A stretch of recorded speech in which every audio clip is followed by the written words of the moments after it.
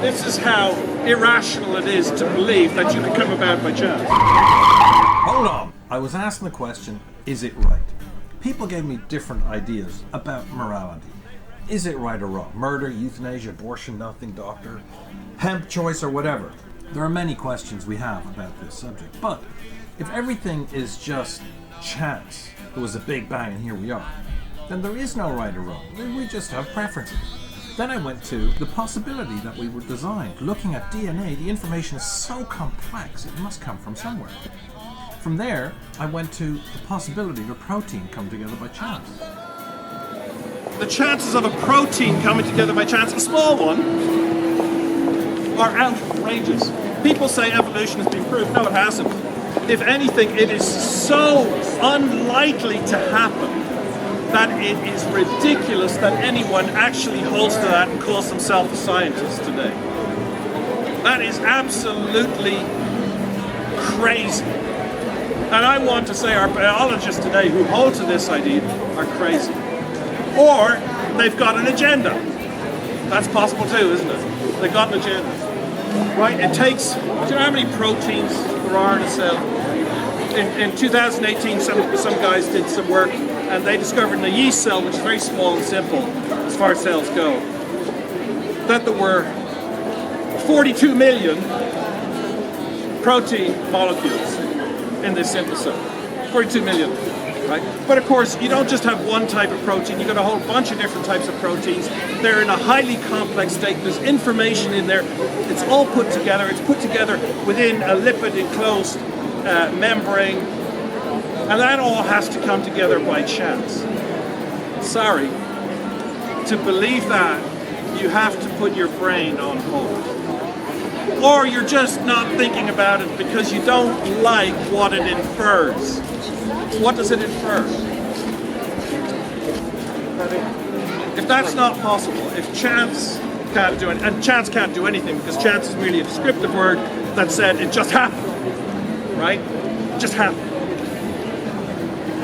And people will say, oh, there's evidence. Well, I haven't heard it yet, and I've been looking for it for a long time, but I haven't seen it. What does it mean? It means that we have an answer for morality, for is it right? The question, is it right? You know, you can ask me my opinion on murder, euthanasia, abortion and nothing, and doctors and hemp and whatever, and I can give you my opinion. Well, big deal. So what? We've all got an opinion. That doesn't make things right or wrong. I have my preference, yours, big deal, right? How do we know if there's something right or wrong? There's only one way to know. Conscience. Pardon? Conscience. Conscience. We can have a sense from our conscience that we're doing something wrong, yeah. Definitely we can. And we're good at ignoring it, right? But we need to be specific. Okay, I'm going to put a word up here and it's going to turn a lot of people off. But think about what I'm saying, right? We know this information didn't come about by chance. Information never comes about by chance. It always comes from an intelligent source. We know that. We just have a hard time with it. And we like to deny it because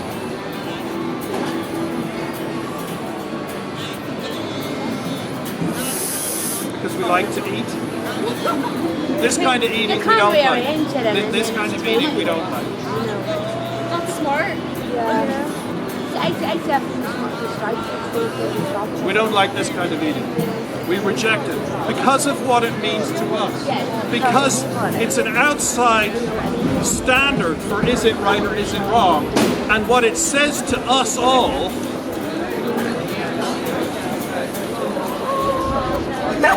is we're wrong.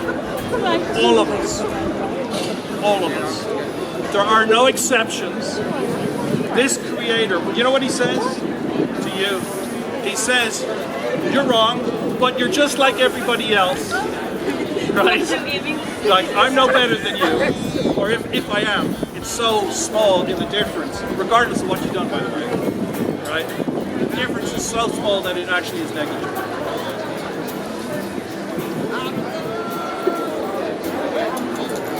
Creator, if the creator is there and if he has spoken, we have a standard for understanding what's right or wrong. Otherwise, it's just your opinion versus mine and so on. Then there is no right or wrong. But if there's a creator there, then we also have a basis for meaning, for knowing, for truth, for hope, for beauty. You knew. She knew. Like the 7 deadly Right? sins. We have a basis for these things. But the creator is not just there, and he has not just spoken, he's done more. Well, actually, we talk about it in terms of he, but what is very important here is when God made man in his image, he made man male and female. And it is the male and female that are the image of God, not just one. Both, right? Pardon? It's too difficult to say precisely what God is, but we are made in his image and we're a reflection of him. And if you get rid of men or women, you've got a problem. Right.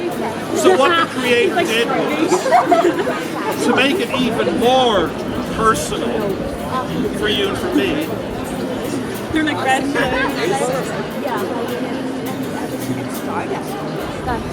Wonder what you can see here.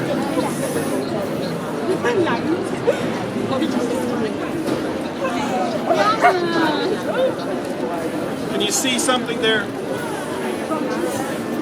Can you see something there? Sometimes it's hard to see the wood for the trees. You just need to look at things a different way. And the way we're taught to think in our society is not a free way of thinking. We need to think outside the box. And that includes outside the religious box, by the way. Okay? Right? You got to think much further than that. We have to think in terms of reality. Can you see it? I can put up 2 lines here and make it clear.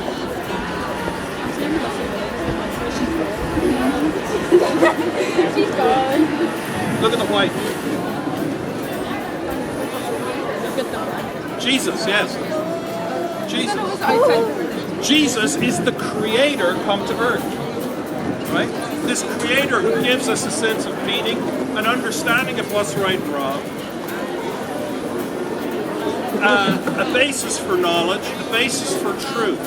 And indeed, he claimed to be the truth. He said, I'm the way, the truth, and the life, and no one comes to the Father except through me.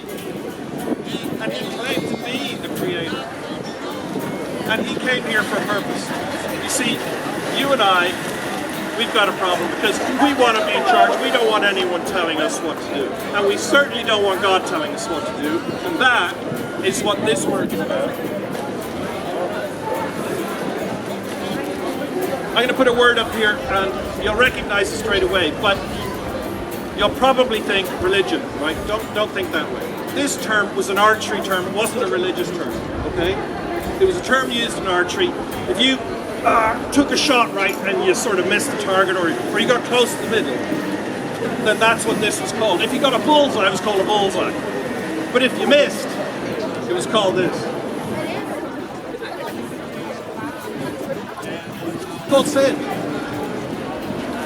Something that's not perfect. And who among us is perfect? I'm certainly not. No, this lady is, and this lady is. You've never told a lie, have you? Not a single one. Not how many? Not a single one. Not a single one. Do you believe her? No. No, of course not, because we all know that we are a bunch of terrible liars, aren't we? You know, and you got to check people out because you don't know when someone's lying to you or not. You need to check out me. And you know what? You can check out what I'm saying because there's a book with a collection of writings in it called the Bible. You can look in there and see, is this guy actually telling us what's in there or is he just trying to manipulate us? Check it out yourself. Don't just take my word for it. But Jesus came because of this problem, our treachery. And they put him on a cross.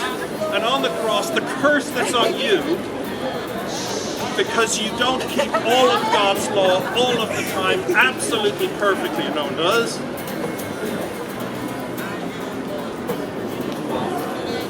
He took that curse on himself because it says in God's law, cursed is anyone who's hung on a tree, and the cross had to be wooden. It had to be made of wood.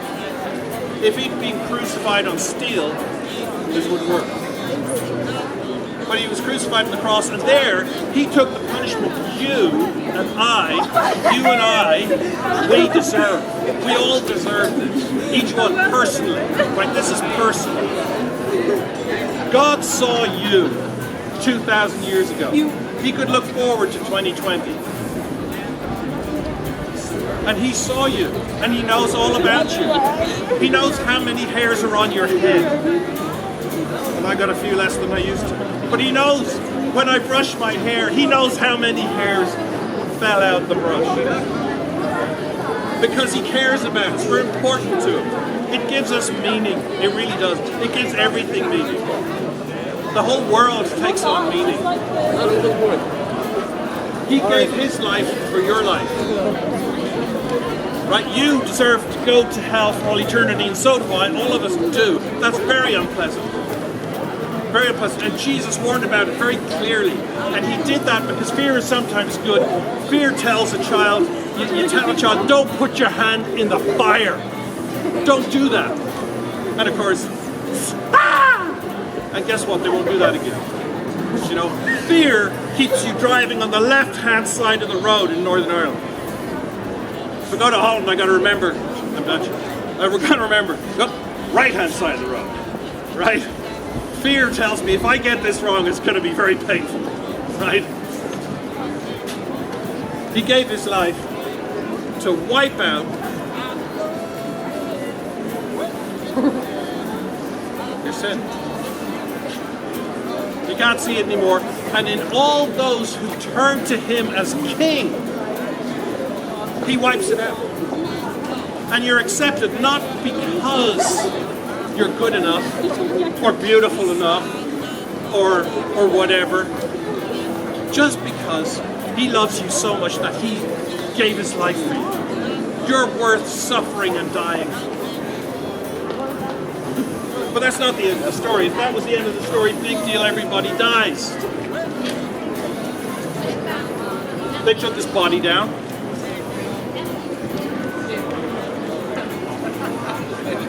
And they buried him in a tomb, put a big rock in front of it, put a Roman guard on it, sealed it with a Roman seal. Because Jesus had said that he was going to rise from the dead the third day. And the Jews said, hey, Pilate, look, put a rock in that tomb because we don't want this getting out of hand. On the third day, there was an earthquake. Angels appeared. The soldiers did a runner. The tomb was open. And Jesus overcame death. And he's alive today. What does that mean? If that's true, and that is testable, by the way, there are three questions. Three questions you can ask about that. One is, where did the body go? The Jews acknowledged that the body was gone. Where did it go? What happened to the disciples? Because they were initially terrified, locked themselves in a room to hide away. And they turned around and went everywhere and told everyone about this. And even the leaders who condemned them, they told about this. They said, no, this Jesus is alive. So how did that happen?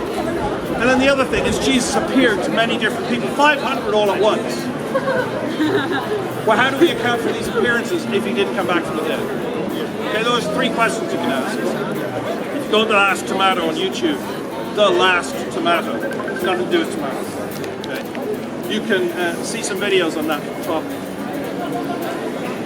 What does it mean if Jesus actually really did come back from the dead? And people say, oh, Noah comes back from the dead. How do you know? I've just given you three questions to ask. Go and look up. Okay? And I'll give you look at my YouTube channel and you can see the research. Give me 5 seconds. I'll give you 5 minutes.